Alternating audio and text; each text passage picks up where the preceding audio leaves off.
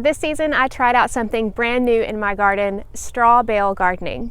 This is a method of gardening that a lot of people are interested in, so I thought I would let you know my process, how it worked, and the most important thing, am I gonna do it again?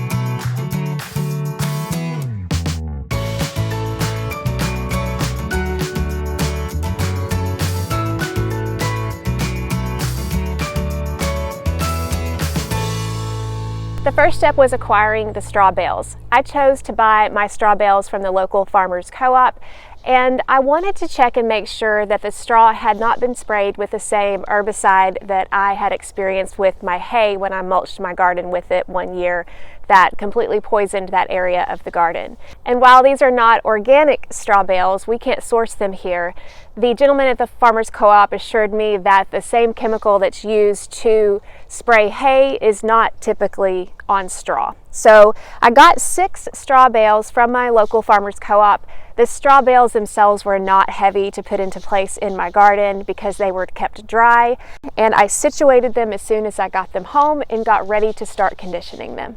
A common misconception with straw bale gardening is that you just buy the straw bales and then you plant directly in them.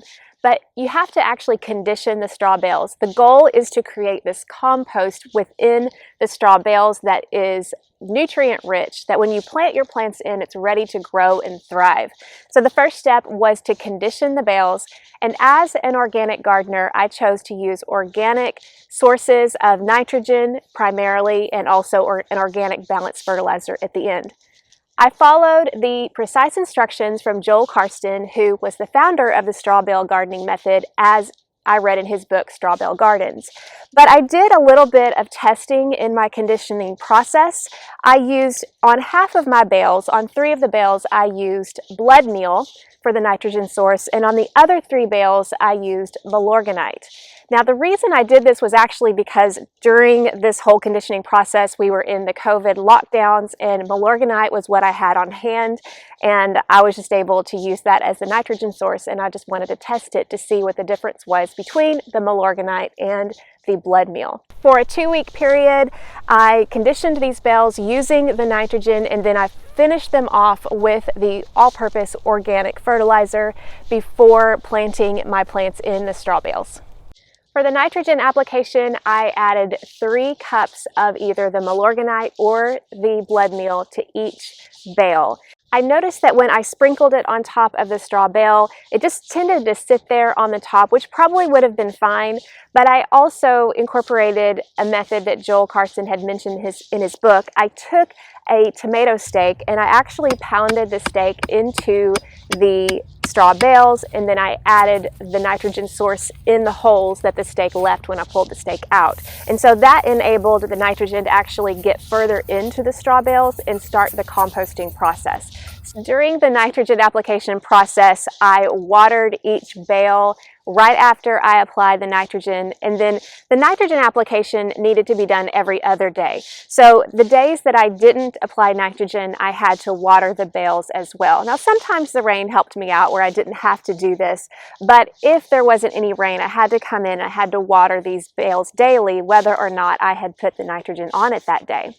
One thing that I found was really helpful for me as I was doing this watering process is I actually brought 6 gallon-sized jugs out to my garden, and I filled them up with water and let them come to ambient temperature.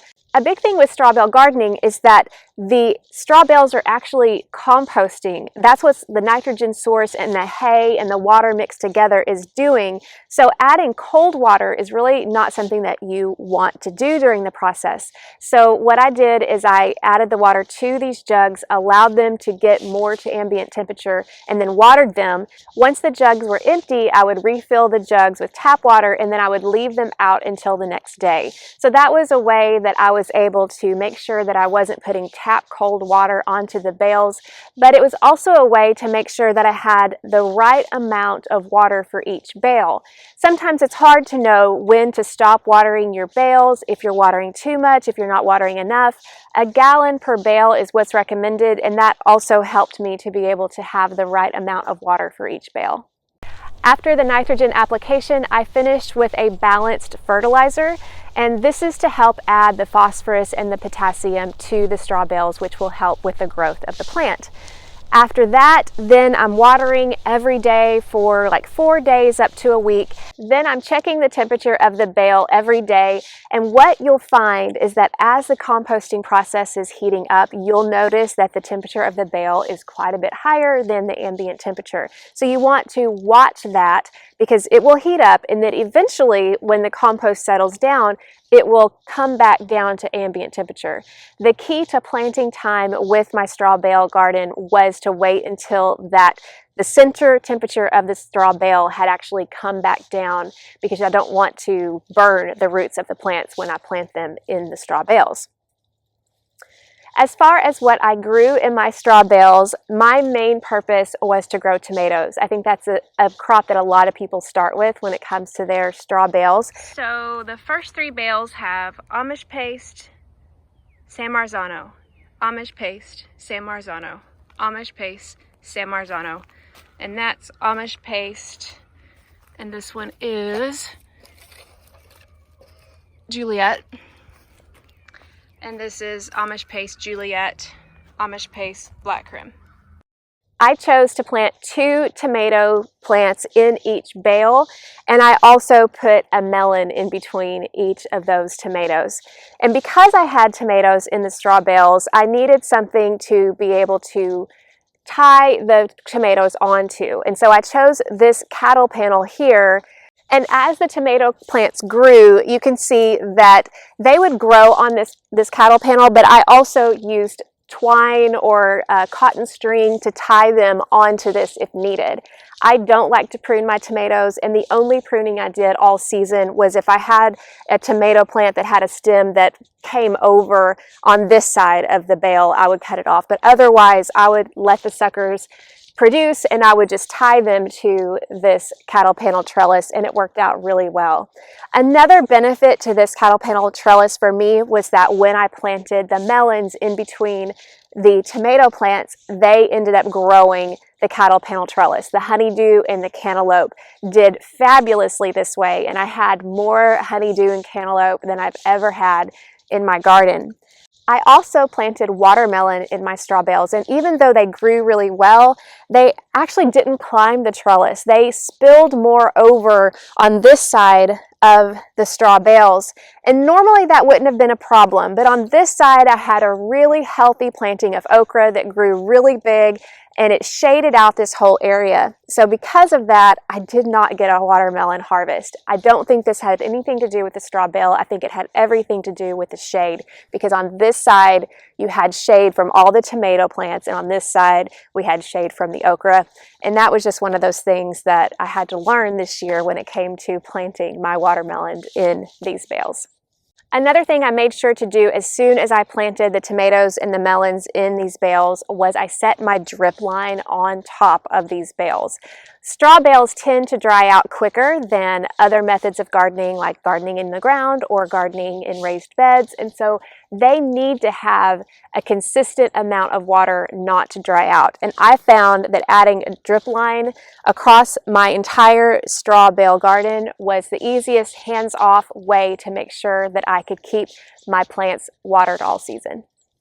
As I mentioned, the main reason that I was growing in straw bales this year was for my tomatoes. Now, we've actually already gone through some semi-freezing temperatures, so that's why you see some damage here to these leftover tomato plants. Most of them I already took out, but my main reason was that I wanted to do something that could help mitigate early blight. Early blight is really a problem in my area and in my soil because we tend to have very wet springs. And so that's something that I really struggle with here in my garden. The benefit to straw bale gardening when it comes to early blight is because you're not planting in the soil, you don't have the early blight spores that are splashing up on the tomato leaves. So in a perfect world, you wouldn't have a problem with early blight with tomatoes that you plant in these straw bales. Now, for the most part, I found that to be true, especially early on in the season. I had these tomatoes in straw bales. They didn't struggle with early blight. But I also, on the other side here, I planted another row of tomatoes right beside the straw bales, which In just a minute, I'll share with you why I felt like this was an excellent decision. But one of the drawbacks to that was that planting another row of tomatoes right beside these straw bales enabled that early blight to go on those tomatoes, and then they would spread the disease to the ones in the straw bales. So if you're planting tomatoes in straw bales where you don't have any other tomatoes anywhere close, you're probably going to have a better chance of not dealing with early blight as much. But obviously I still had some because it ended up getting on the tomatoes that I planted right beside it. Another reason that straw bale gardening is very attractive to gardeners is the weed issue. You just don't have that many weeds. Some of the seeds in my straw bales did sprout, but it really wasn't a big deal. I just plucked them out, no big deal. I did have some Bermuda grass that tended to creep in, but Bermuda grass is pretty invasive. But for the most part, I was able to take care of that as well. I would say that would be a big plus to growing in straw bales, is the weeding was dramatically reduced. I basically didn't have to weed this whole area all season long, so that was a huge plus. Another thing that I noticed when I was harvesting my tomatoes is that I didn't have any problem at all with blossom end rot, which I thought was a little bit strange because I did worry, even though I did have the drip system going on these straw bales, I was concerned a little bit that the tomatoes would get enough water. Blossom end rot, while it's caused by calcium deficiency, it's not necessarily that the soil or the medium is deficient in calcium. Usually it's a problem with watering, uneven watering. But even in the straw bales, I didn't have any issues at all with blossom end rot all season. So that was a huge plus as well. So there were so many factors that came into play with my garden in general using the straw bale garden method that I was really impressed with and very happy with. But the biggest question that you might be wondering is, how did the yield compare? Well, in order to do a proper test, I planted not only 12 plants here in these 6 straw bales, and then I planted the equal amount in the ground right beside them. And then I also planted the same varieties in another area of my garden directly in the ground. And I compared the yields of those in the straw bales to the ones in the other part of my garden.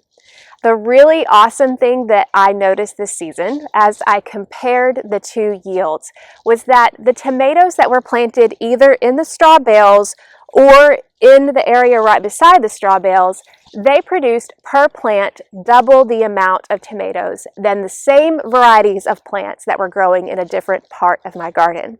So to me, I thought that was a huge win because I was able to get so much more yield out of these plants in the straw bales.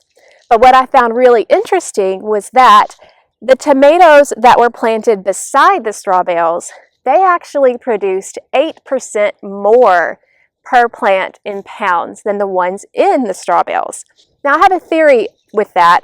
I think that when it came to conditioning the straw bales with the nitrogen, with the all-purpose fertilizer, with all the water, I'm thinking that a lot of that fertilizer actually did leach into that area where these other tomatoes were growing. So I think those tomatoes benefited from that extra dose of fertilizer, but then it also had the benefit of being in the ground, which I think also helped when it came to the amount of root space that it had and being able to dig deeper, being able to tolerate some of the drought conditions a little bit better.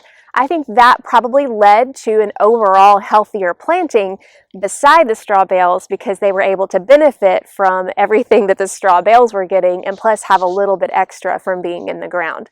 So overall, the yield in both the straw bales and right beside it were, to me, worth every bit of effort that I put into the conditioning process and doing this new method because it yielded lots of tomatoes for me. The big question you may be wondering is, how much do straw bale gardens cost? And that was a big question for me because the biggest cost when it comes to the straw bale garden is the nitrogen input. And if you're an organic gardener like I am, that is not cheap. I found that it really depends on how many straw bales you're going to buy, because if you can get a bulk source of organic nitrogen fertilizer like the larger bag of Milorganite, you can actually decrease your cost per bale quite a bit. So if you're only doing like 1 to 4 bales of straw when it comes to like buying nitrogen fertilizer and all that, you're going to be paying about $23 per bale. Now that is something that I've calculated based on 2020 prices, which have been all over the map. So definitely do your own homework to try to price check what it's going to be when you're considering growing. But if you're able to do something like I did, where it's like 6 bales or even 7 bales, and you're able to get a bulk source of nitrogen fertilizer at a better price, then you might be looking at as low as $13 per bale. That's including the price of the straw bales, which I paid $6 per bale. It may vary depending on your location. And then you've got the nitrogen fertilizer, and then you do have a little bit of that all-purpose organic fertilizer. You may have to buy that, or it may already be something that you have on hand. It's something that I definitely keep on hand in my garden. I didn't include the cost of the cattle panel trellis in that because depending on what kind of plant you're going to grow, you may not end up choosing to do the cattle panel trellis. But if you do, take that into consideration with your cost. The trellis itself and also the T-post used to make sure it's secure. That's something to consider when it comes to the cost of a straw bale garden. But overall, I felt like this was a really good investment. It yielded me more tomatoes. And if you are comparing the straw bale cost to building a raised bed and adding soil, purchasing soil for a raised bed, I think that you'll find that the cost difference between the two are either comparable, or this may even be a better option for you, at least for a season. You can see that my straw bales at the end of the season are very much broken down, but that to me is not a bad thing. I'm not quite sure how I'm going to use that straw. There are lots of different options. I could go and plant a root crop in there, or some people decide the next season to build a raised bed around their straw bales, and then the straw would be the bottom layer of the raised bed, which I think would be an amazing base layer for your raised bed.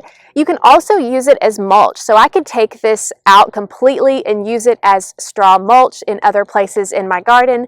To me, I just have this whole set of 6 straw bales that I can use in lots of different ways, whatever I choose to do, because anytime you have straw that's started to decompose like that, you have a rich source of organic matter. So even though you're not going to have those straw bales to yield like a raised bed would season after season after season, you still have the base for something that you can use in various ways in the off season and into the next season as well.